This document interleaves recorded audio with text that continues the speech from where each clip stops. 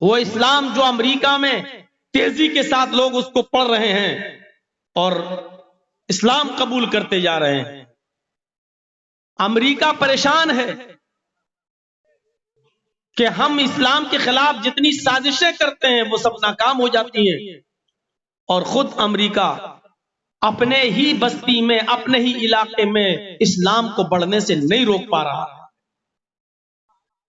Daily سینکڑوں کی تعداد میں لوگ اسلام قبول کر رہے ہیں۔ کیوں کر رہے ہیں؟ وہاں کے مسلمان اسلام کا تعارف غیروں میں کرا رہے ہیں، قرآن کے ترجمے بانٹ رہے ہیں، وعظ و تبلیغ میں لگے ہوئے ہیں، اپنا کریکٹر، اپنا اخلاق، اپنا سوبھاؤ امریکہ والوں کے سامنے پیش کر رہے ہیں۔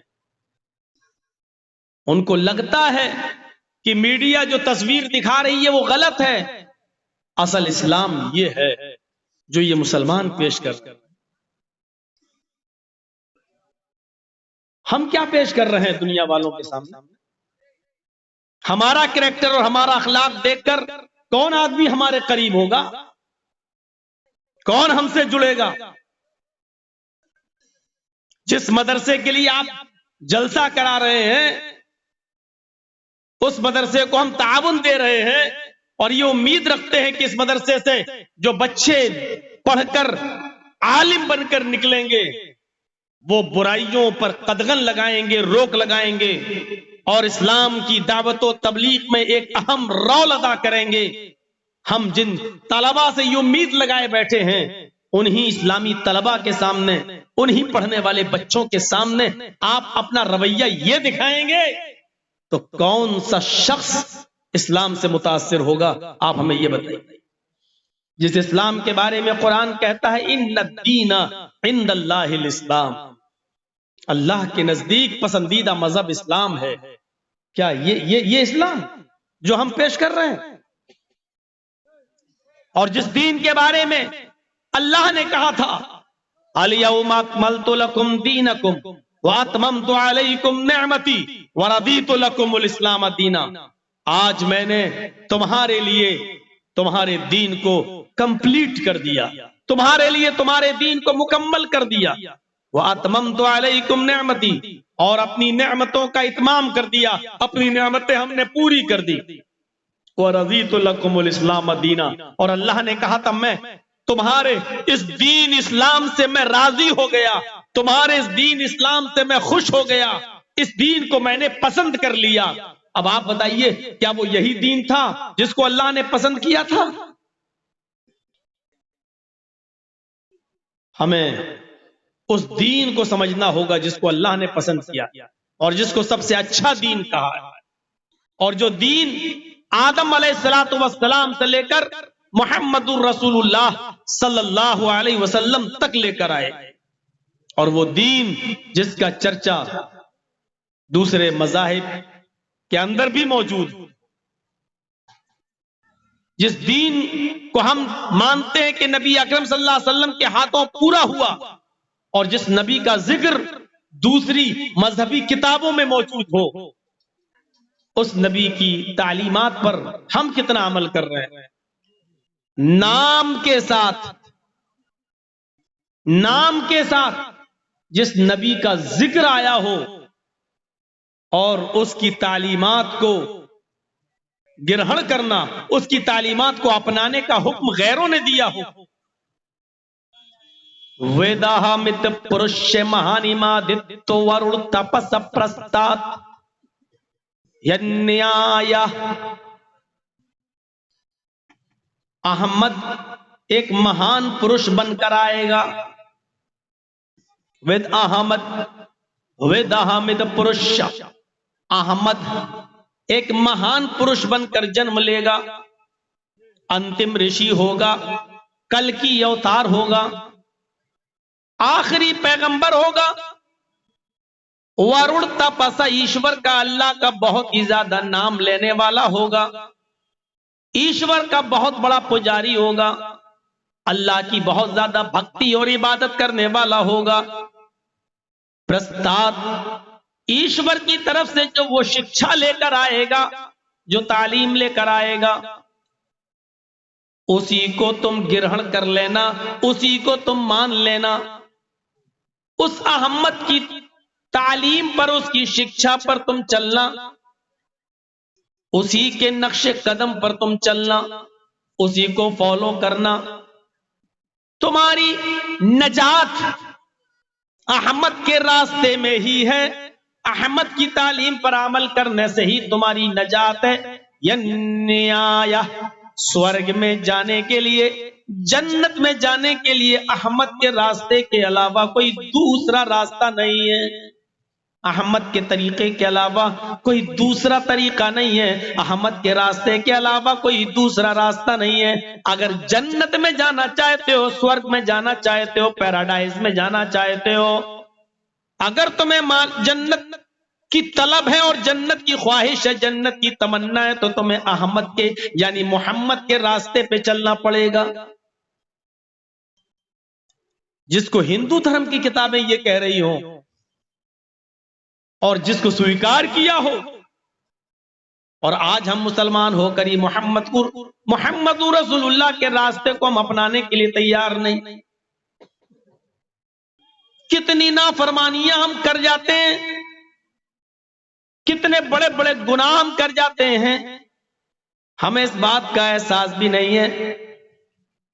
एक शख्स खाना खा रहा है, पढ़िए मुस्लिम शरीफ की हदीस, एक शख्स खाना खा रहा है और वो बाएं हाथ से खाना खा रहा है।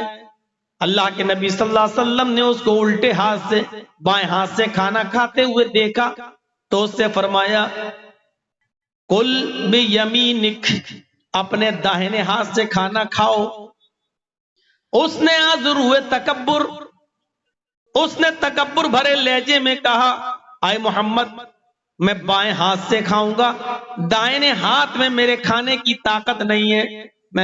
मतलब उसका यह था कि मैं उल्टे हाथ से खाऊं, आपका क्या जा रहा है, दोनों हाथ मेरे हैं, मैं उल्टे ही हाथ से, बाएं हाथ से खाना खाऊंगा, आपको क्या है। अल्लाह के नबी ने फरमाया, उसकी इस तकब्बुराना जुमले को देखा तो अल्लाह के नबी ने कहा, अल्लाह करे कि तेरा दाहिना हाथ खाने के लायक ना रहे। उस दिन की तारीख से आखिरी दम तक, लास्ट डे तक, उसके मरने के दम तक वो दाहिने हाथ से कोई काम करने के लायक नहीं रहा। इतनी सी बात उसने कह दी थी कि दोनों हाथ मेरे हैं, मैं दाहिने हाथ से नहीं खाता, बाएं हाथ से खाता हूं, आपका क्या जा रहा है। नबी अकरम ने कहा, तुझे इस तकब्बुर की सजा मिलनी चाहिए, इस घमंड की सजा मिलनी चाहिए। उसने नबी की इतनी सी नाफरमानी की, फिर जिंदगी भर उसका दाहिना हाथ उठ नहीं सका। खाना तो छोड़ो, फिर जिंदगी का कोई अच्छा से अच्छा या बुरा से बुरा कोई काम वो अपने दाहिने हाथ से, सीधे हाथ से न कर सका, उसके लायक नहीं रहा। हम तो दिन भर में पता नहीं मोहम्मद रसूलुल्लाह की कितनी नाफरमानियां कर देते हैं। हम रसूलुल्लाह की तालीमात को अपने पैरों से कुचल रहे हैं। हम इस्लाम की शिक्षा और इस्लाम की तालीमात पर अमल नहीं कर रहे हैं। हमें डरना चाहिए कि कहीं अल्लाह की तरफ से हमारे ऊपर कोई खतरनाक अज़ाब ना आ जाए। हम जरा दूसरी तरफ भी नजर डाल के देखें। एक तरफ हमारे बहुत से मुसलमान भाई आजमाइशों में मुब्तला हैं। आप त्रिपुरा के हालात पे नजर डालिए, हमारी इबादत गाहें जलाई जा रही हैं। आप त्रिपुरा के हालात पे नजर डालिए, हमारी मुकद्दस किताब जिस पर हम ईमान लाए हैं, कुरान करीम को जलाया जा रहा है। और यहां एक हम मुसलमान हैं जो हम मैच देखने में मसरूफ हैं। वर्ल्ड कप कौन जीतता है, सेमीफाइनल में कौन पहुंचा हुआ है, किस टीम ने कितने रन बनाए हैं, हम तसव्वुर करें कि हम खड़े कहां हैं। हम अपने दिमाग पर जरा जोर लगाकर देखें, जो हालात त्रिपुरा पे गुजरे हैं, कल हमारे ऊपर भी गुजर सकते हैं। क्योंकि ये मंसूबे बड़े बड़े ऐवानों में बैठकर हल होते हैं, प्लानिंग होती है। सियासत कैसे की जाए, बिहार की कुर्सी कैसे संभाली जाए, आसाम की कुर्सी कैसे हासिल हो। जो गेम आपके बिहार में खेला गया है, وہی گیم میرے بھائیوں اب یو پی میں کھیلنے کی کوشش کی جا رہی ہے، اتر پردیش میں بھی چناؤ قریب ہے، کس طریقے سے مسلمانوں کو آپس میں لڑایا جائے، مسلمانوں کو بانٹا جائے، ہندو مسلم کی راجنیتی کی جائے، ہمارے خلاف منصوبے ہو رہے ہیں، ہمیں آپس میں لڑانے کی پلاننگ ہو رہی ہے۔ ذرا تصور کیجئے کہ کس طریقے سے آج غیر مسلموں کی یونیورسٹیوں میں مسلمان لڑکوں کو آرکشن نہیں مل رہا ہے، ریزرویشن نہیں ہے، ان کو پڑھنے کی اجازت نہیں ہے، لیکن مسلم لڑکیوں کے لیے ریزرویشن دیا جا رہا ہے۔ اقلیت کا نام دے کر مسلم لڑکیوں کو یہ کہا جا رہا ہے کہ تم ایڈمیشن لے سکتی ہو، اور مسلم کالج اور کالجز میں پڑھنے والے لڑکوں سے یہ کہا جا رہا ہے کہ تم مسلم لڑکیوں کو اپنے پیار، اپنے لو، اپنے پیار کے چنگل میں ان کو پھنساؤ، ان کو لاؤ، پھر ان سے کورٹ میرج کرو، شادیاں کرو، اور ایک دو بچے پیدا کر کے ان کو طلاق دے دو تاکہ ان کے بطن سے، ان کے پیٹ سے ہماری تعداد بڑھ جائے، اور پھر ان کو طلاق دے کر چھوڑ دو، نہ وہ اپنے گھر کی رہیں نہ یہاں کی رہیں۔ یہ منصوبے ہو رہے ہیں، یہ پلاننگ بنائی جا رہی ہے، لیکن ہم ابھی تک اسلام کے مزاج کو نہیں سمجھ پا رہے ہیں، اور غیر مسلموں کی سازشوں کو آج ہم سمجھنے کے لیے تیار نہیں ہیں۔ ہم خود اسلام سے دور بھاگے جا رہے ہیں، ہم اسلام کی تعلیمات سے بھاگے بھاگے پھر رہے ہیں۔ نہیں صاحب، ہماری لڑکی تو پڑھے گی وہیں۔ کتنا اچھا کام کیا جا رہا ہے، مسلم لڑکیوں کو کالج میں پڑھنے کے لیے جگہ مل رہی ہے، یونیورسٹی میں۔ اس کے پیچھے سازش کیا ہے، اس سازش کو ہم نہیں سمجھ پا رہے ہیں، نہیں سمجھیں گے۔ ماشاءاللہ یہ سرکار بہت اچھا کام کر رہی ہے، دیکھیے کتنا اچھا، ہماری مسلم لڑکیوں کو اتنا ریزرویشن دیا ہے، لڑکوں کو کیوں نہیں دیا جا رہا ہے؟ ہماری لڑکیاں ایم بی بی ایس میں آ رہی ہیں، بی یو ایم ایس میں آ رہی ہیں، پی ایچ ڈی میں آ رہی ہیں، ان کو کالج میں لیا جا رہا ہے، لیکن لڑکوں کو ریجیکٹ کر دیا جا رہا ہے۔ اس کے پیچھے سازش کیا ہے یہ ہماری سمجھ میں نہیں آ رہا ہے۔ اس کے پیچھے کی سازش دیکھنا ہے تو ناگپور میں بنے ہوئے ہیڈ کوارٹر سے سیکھیے، اور وہاں کی پلاننگ وہاں ہوتی ہے، اور وہاں پلاننگ کے اوپر آپ کا کیندر، آپ کی سرکار، اور دلی میں بیٹھی ہوئی سرکار ناگپور ہیڈ کوارٹر کے مشورے پر عمل کرتی ہے، لیکن اس سازش کو ہم نہیں سمجھ پاتے۔ ہم اسی میں پڑے ہوئے ہیں کہ ہماری بات کون کر رہا ہے، ہم یہ نہیں سمجھ پا رہے ہیں کہ ہمارا چھوٹا نقصان کس میں ہے اور بڑا نقصان کس میں ہے۔ ہماری عقل میں یہ بات نہیں آ رہی ہے، ہم سمجھنے کے لیے تیار نہیں ہیں۔ ہم یہ بھی نہیں سمجھ پا رہے ہیں کہ بڑے نقصان سے ہم اپنے آپ کو بچائیں تو کیسے بچائیں۔ دو چیزیں جب ہمارے سامنے ہو، اور ایک طرف یہ ہو کہ نقصان دونوں میں ہو، ہمارا فائدہ کسی میں نہ ہو، تو وہاں یہ دیکھا جاتا ہے کہ کم نقصان اٹھانا پڑے اور بڑے نقصان سے ہم اپنے آپ کو بچا لیں، لیکن اتنی بھی سمجھ آج ہمارے اندر نہیں رہی کہ ہم اپنے آپ کو بڑے نقصان سے بچائیں یا چھوٹے نقصان سے بچائیں۔ آپ سے اگر یہ کہہ دیا جائے کہ آپ کی بیوی کو جو ڈلیوری ہو رہی ہے، بچہ پیدا ہو رہا ہے، اب ماں یا بچے میں سے آپ کی بیوی یا آپ کے بیٹے میں سے میں کسی ایک کو بچا سکتا ہوں، تو آپ اس موقع پر کیا کریں گے؟ نقصان دونوں صورتوں میں ہے، تو ایسے موقع پر آپ کو ڈیسیژن لینا پڑے گا، فیصلہ لینا پڑے گا، اور وہاں فیصلہ آپ کا یہ ہونا چاہیے کہ ماں یعنی بیوی کو بچا لو، بچے کی ماں کو بچا لو۔ اگر بچہ جا رہا ہے تو جانے دو۔ اس موقع پر بھی ہم یہ فیصلہ نہیں کر پا رہے کہ ہمیں ڈیسیژن کیا لینا چاہیے۔ میں نے اشاروں میں بہت کچھ کہہ دیا ہے، اب عقل ہوگی تو آپ سمجھ گئے ہوں گے ہم کہنا کیا چاہتے ہیں۔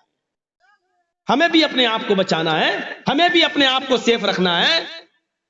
ہم صرف بہار میں تھوڑی بولتے ہیں، ہم تو پورے ہندوستان میں جا رہے ہیں، ہمیں بھی اپنے آپ کو بچانا ہے۔ لیکن میں نے باقی باتوں میں بہت کچھ کہہ دیا ہے، عقل مند را اشارہ کافی ہے، عقل مند ہوں گے تو آپ کو اشارہ آپ کے لیے کافی۔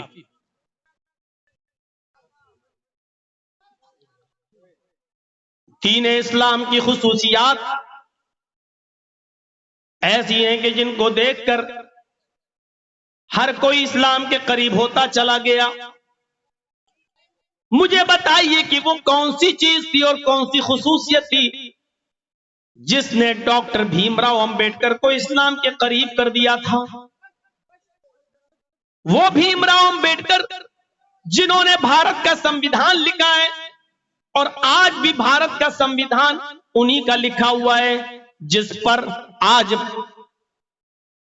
हमारी सरकार भी चल रही है, सुप्रीम कोर्ट भी चल रहा है, और आसानी के साथ डॉक्टर अंबेडकर के बनाए हुए कानून को